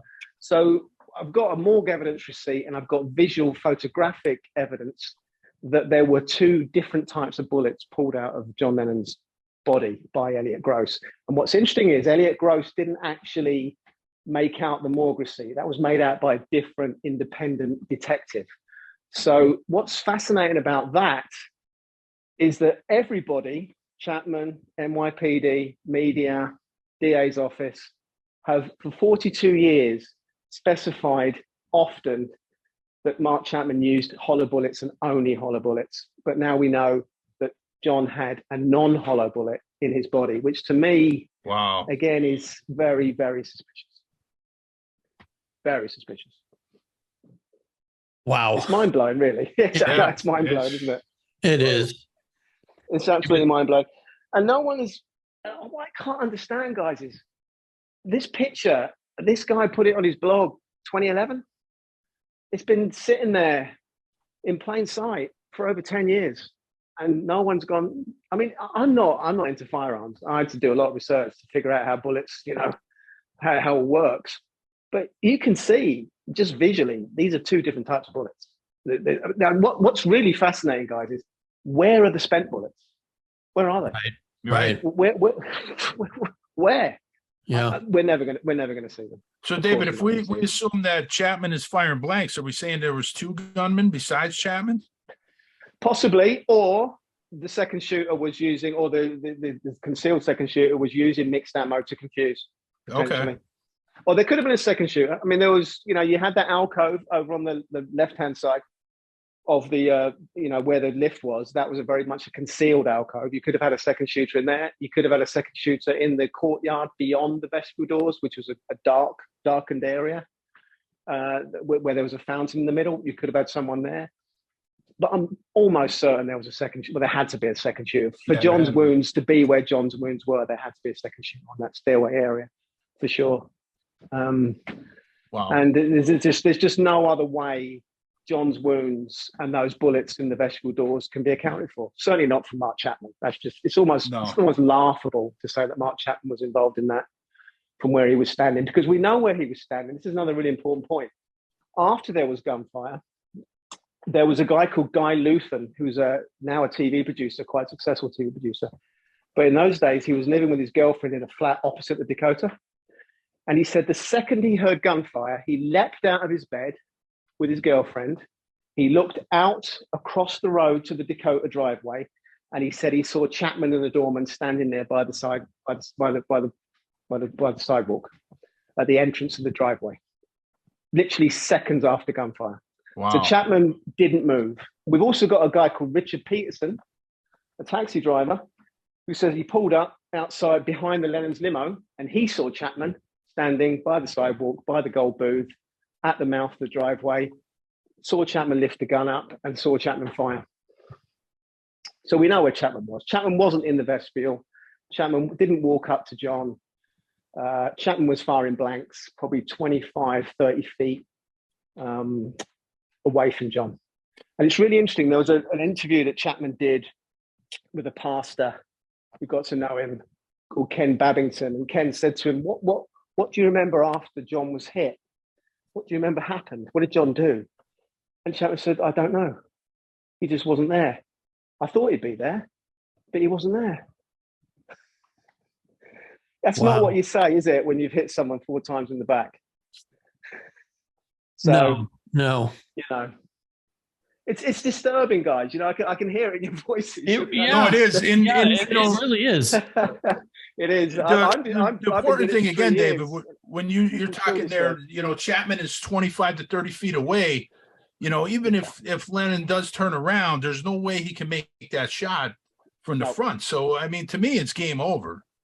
Yeah. I mean, you've done the job. You proved that, he didn't do the kill shots. I mean, so now, it's just a matter of going through all this and this earmarks of an intelligence operation. It's very difficult to go through them. It is. What's interesting, guys, is, I've been out doing this now for 2.5, 3 months. The Empire hasn't struck back yet, as I like to call it. I'm waiting. The hit job is going to come on me pretty soon. Sure, you're going to be discredited, David. They're going to do a number on you for sure. Oh yeah. I know it's coming. Coming. I've attacked the 2 journalists as well in 2 articles that I think have been behind this misinformation. Jim Gaines and Jack Jones. They've been suspiciously very quiet. Yeah. They've not come out yet, but I'm sure that Kim Hogreff, the assistant DA, who loves to get himself in the documentary, he hasn't come out yet. But I'm sure he will. I think they're getting all their ducks in a row. I think they're figuring out what information I've got. I think they're figuring out what evidence I've got. What I'm hoping is the articles that I've done on my Substack are so detailed and long, and I put all the evidence in there that they can't come back, but I'm not stupid enough to think that they won't try. So we'll see. There was a guy called Dave Wedge, a journalist, who did a book called The Last Days of John Lennon with James Patterson. It came out a couple of years ago. When the New York Post did my Mail Online piece, they did a follow-up piece, a really good piece, actually. They contacted Dave Wedge for a counter-argument. And Dave Wedge said, Whelan's talking a load of crock. We went through all the evidence and, there was nothing to see. It was an open and shut case. Chapman did it. So I thought, I'll have a look at their Last Days of John Lennon book again, just to, see what they said. And amazingly, in one article, they talk about Chapman being shooting John, 4 times in the back. And in the very next chapter of their book, they talk about Dr. Halloran stating that John was shot 4 times in the chest. And I thought, you've done that in your own book. Right. A few pages apart, and you're saying there's nothing to see, there's no anomaly. I mean, this is James. Well, the thing to remember, Dave, is you got the evidence on your side, Dave. Right. And that's what to remember, because I remember a debate between Jim D'Eugenio and this Professor Bazanco from Houston. And Jim was just, I don't know if you guys ever seen this, but Jim just pounds him with facts. And the only thing Bazanco ever comes back with is just basically calling him a crazy conspiracy theorist, and just over and over saying the same stuff, and just Bazanco is saying no details, no evidence.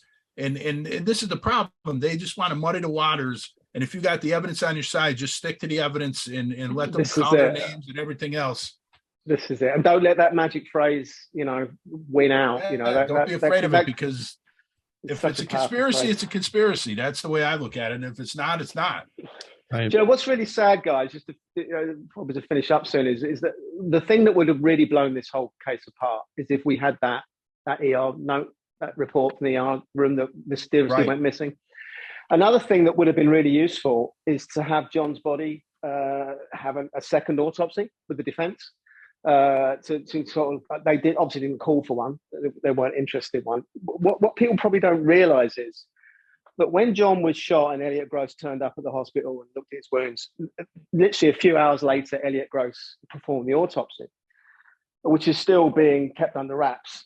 I believe it's being kept under wraps because it's a load of nonsense. And I've spoken to people who've seen it, and there's a lot of conflicting evidence in that autopsy that just wouldn't stand up. So I'm pretty sure that's why it's being concealed. But what's fascinating about it is, after that autopsy was done on the 9th, the very day after John's murder, Yoko decided, sadly, to cremate John's body that very afternoon. So he was rushed via the FBI bodyguard to the crematorium that very afternoon, and by 5 o'clock, John's body was cremated. So there was no chance of a second autopsy, no chance of photography, no chance to check. That puts a very bad light on Yoko. I still don't think there's any evidence that Yoko played any part of it. But to me, that rushed cremation it troubles me, because if we got a second autopsy, or if we got some photography from the autopsy, some X-rays perhaps, I don't know, just something more than the crappy Elliot Gross autopsy that I know is kicking around. Well, let me ask you about that.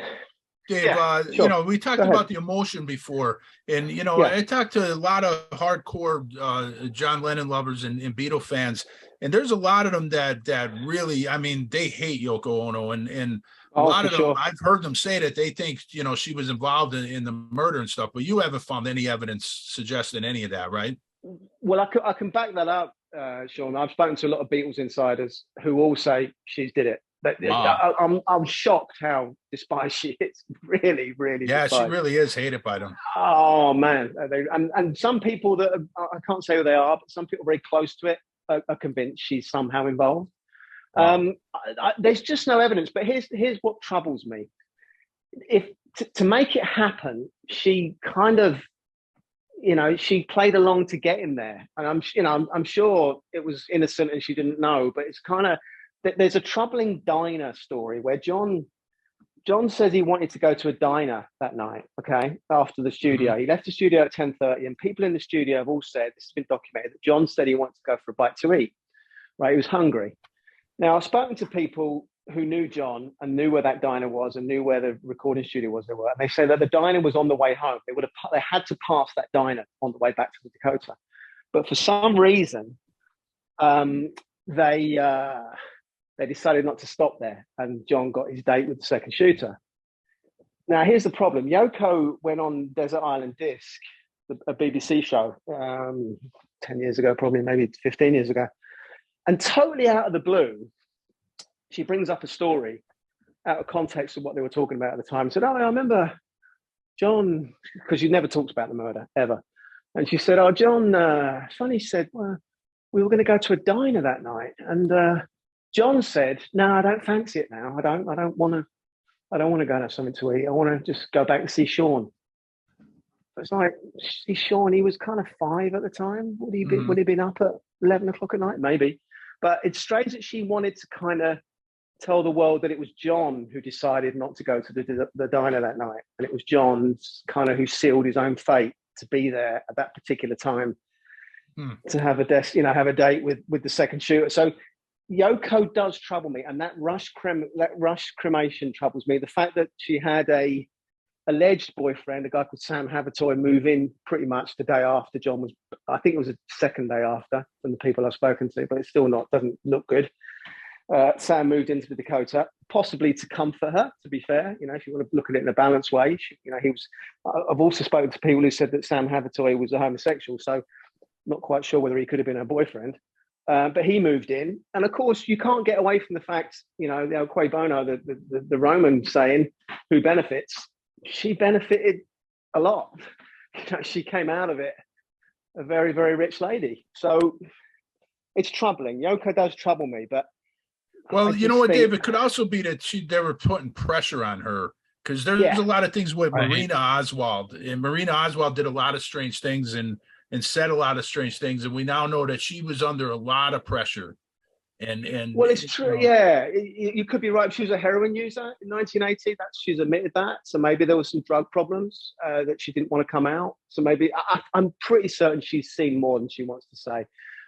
She must have done. But you know, if Chapman's firing blanks, here's the scenario: Chapman starts to fire blanks. She dives behind the vestibule back door. Okay, so she's cowering out of sight. And Chapman says that he saw her poke her head around that door after gunfire. So I think she kind of got out of the way. The blanks are going. It's noisy. She's scared. She's cowering.